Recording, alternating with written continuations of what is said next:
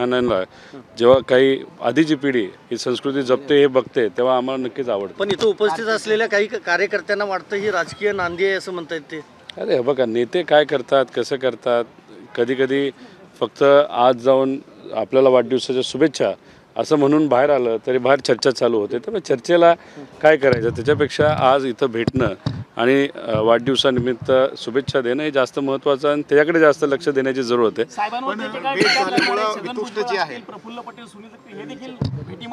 कुटुंबीय सोडून हे तिघही नेते उपस्थित होते.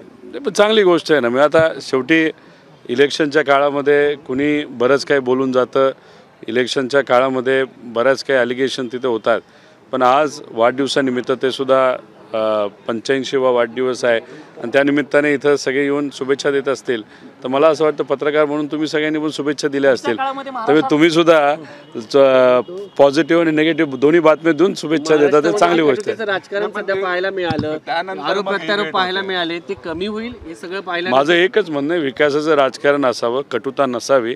कटुतेमुळे फक्त टीका होत असते, त्यात कोणाचं भलं होत नसतं. आज असं सकारात्मक राजकारण बघायला मिळतंय, ते आमच्या सरकारसाठी अतिशय चांगली गोष्ट आहे. पण साहेबांनी आज भेट देत असताना म्हणजे यांचा एक सण होता जो एकत्र पाहायला मिळायचा पाडवा, आणि त्यानंतर यंदाचा पाडवा मात्र वेगवेगळा पाहायला मिळाला. नंतर आज वाढदिवसानिमित्त भेट झाली आहे, तर या सगळ्याकडे कसं पाहतो? वाढदिवसानिमित्त पूर्वीचा जे काही काळ होता ज्याच्यामध्ये आम्ही सर्वजण कुटुंब म्हणून राजकीय लोक नाही म्हणून पण कुटुंबीय म्हणून आम्ही जे भेटत होतो ती खऱ्या अर्थाने कुटुंब म्हणून चांगली गोष्ट होती. काही प्रमाणात इलेक्शनच्या काळामध्ये भेटता आलं नव्हतं. आता इलेक्शन संपलेलं आहे आणि याच्यात कौटुंबिक संबंध जपण्याची जबाबदारी जर आधीच्या पिढीने तिथं घेतली असेल ती चांगली स्वागत करण्यासाठी. राज्यातला मंत्रिमंडळाचा तिढा अजून सुटलेला नाही आहे. शेवटी आता माझं वय 38 आहे. लहानपणीपासून दादांना मी जवळून बघितलेलं आहे, साहेबांना बघितलं, ताईंना बघितलेलं आहे आणि गेल्या 2 वर्षामध्ये जी काही कटुता आली आहे राजकीय दृष्टिकोनातून, त्यामुळे 36 वर्षाचा जो काही संबंध आहे, नाहीतर त्यांची जी ओळख आहे, त्यांनी मला केलेली मदत, नाहीतर मी त्यांच्याकडे बघून माझ्या पर्सनॅलिटीमध्ये केलेले बदल, ह्या गोष्टी काही आपण संपवू शकत नाही. त्यामुळे कटुता असणं राजकारणासाठी कुठल्याही प्रकारचं, म्हणजे भाजप विरुद्ध आम्ही असू नाही तर कुठल्याही विचाराच्या विरोधात असू, कटुता आली की तिथं फक्त टीका होते, त्यात काही लोकांचं भलं होत नाही. त्यामुळे हे जे काही सकारात्मक भूमिका नेत्यांनी तिथं घेतलेली आहे ते सुद्धा व्यक्तिगत जीवनामध्ये ती चांगली आणि स्वागत करण्यासारखी गोष्ट आहे. राज्यातल्या मंत्रिमंडळाचा तिढा अजून सुटलेला नाही. अमित शहांना आज भेटणार आहेत अजितदादा. आता दिल्लीमध्ये निर्णय घेतले जातात सर्वच नेते. काल असं कळालं की फडणवीस साहेब सुद्धा होते, एकनाथ शिंदे साहेब मात्र महाराष्ट्र काही सोडताना आपल्याला दिसत नाहीत. पण दादा आणि देवेंद्र फडणवीस साहेब प्रयत्न करत आहेत कुठंतरी महाराष्ट्राला मंत्रिपद तिथं मिळावं आणि लोकांच्या हिताचे निर्णय तिथे घ्यावेत. आणि आम्ही विरोधात असणारे जे सर्व आमदार आहोत, आमची सुद्धा इच्छा आहे की या सरकारला 6 महिने तिथं द्यावेत. 6 महिन्यामध्ये जे काही शब्द त्यांनी दिलेले ते पूर्ण करता येतात का काय हे आम्हाला बघावं लागेल.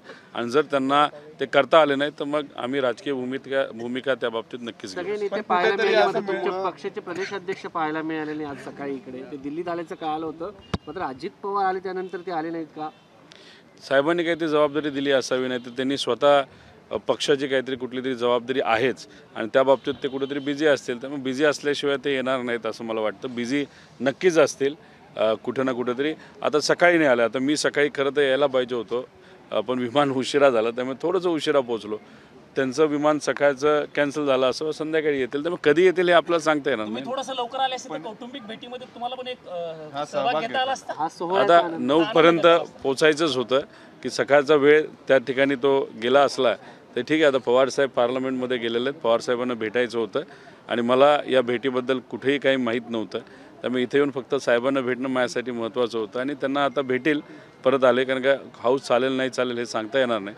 तर साहेबांना भेटेल आणि परत एकदा महाराष्ट्रासाठी आम्ही जाऊ. पण साहेब सगळेच जण म्हणतात की आम्हाला या भेटीबद्दल माहिती नव्हतं, कुठल्याही प्रकारची पूर्वसूचना नव्हती आणि अजितदादा कालपासून आले तर त्यांची काल काही कुठली वेगळी भेट झाली नाही. मग असं म्हणायचं का की ते खास साहेबांना भेटण्यासाठी इथे आले होते? नाही, मला माहीत नाही. शेवटी योगायोग असतो. आता दिल्लीमध्ये गेले 6 महिने मी आलो नव्हतो, आलो ते आजच आलो आणि योगायोग बघा, दादासुद्धा आज दिल्लीत आहेत, मी आहे, सुप्रियाताई आहेत, पवारसाहेबसुद्धा आहेत. तो योगायोग. त्यामुळे राजकारणामध्ये योगायोग असतो. पण आज जे औचित्य आहे ते पवारसाहेबांचा वाढदिवस आहे आणि पवारसाहेबांच्या वाढदिवसानिमित्त इथं तुम्ही बघितलं तर अख्ख्या भारतातील लोक त्यांना शुभेच्छा देण्यासाठी आलेले आहेत. तर मी सुद्धा इथं एक कार्यकर्ता आणि एक दादा दिल्लीत आहे, दादांना भेटणार आहात का? म्हणजे दादा पण योगायोगाने दिल्लीत आहात तुम्ही? मला असं कळालं या घराच्या समोरच त्यांना घर मिळालं असं मला कळालं.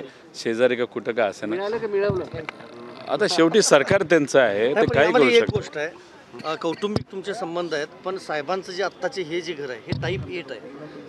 सुनेत्रा पवार ह्या पहिल्यांदा राज्यसभेच्या खासदार झाल्यात, तरी देखील त्यांना टाईप 7चं घर दिलेलं आहे. नाही, दादांना सुद्धा बऱ्याच वेळा दिल्लीला यावं लागतं, त्यामुळे दादांना सुद्धा त्या घराचा वापर हा राजकीय दृष्टिकोनातून असेल ना, ते इथं आल्यानंतर काही बैठका करण्यासाठी असावा. या अनुषंगाने दोन्ही गोष्टी एकत्रित करून एक निर्णय हा केंद्र सरकारने तिथं घेतला असावा. शेवटी आता ते केंद्र सरकारमध्ये सुद्धा आहेत आणि राज्य सरकारमध्ये आहेत, त्यामुळे सरकारमध्ये असल्यानंतर बरंच काय आपल्याला करता येतं आणि तशीच काही गोष्ट झाली असावी. त्यामुळे घर कुठलं मिळालं. महाराष्ट्रातील सर्व बातम्यांचे विश्वासार्ह व्यासपीठ, सकाळच्या सर्व सोशल मीडिया प्लॅटफॉर्मला लाईक, फॉलो आणि सबस्क्राईब करा. तसंच सर्व नोटिफिकेशनसाठी बेल आयकॉन प्रेस करायला विसरू नका.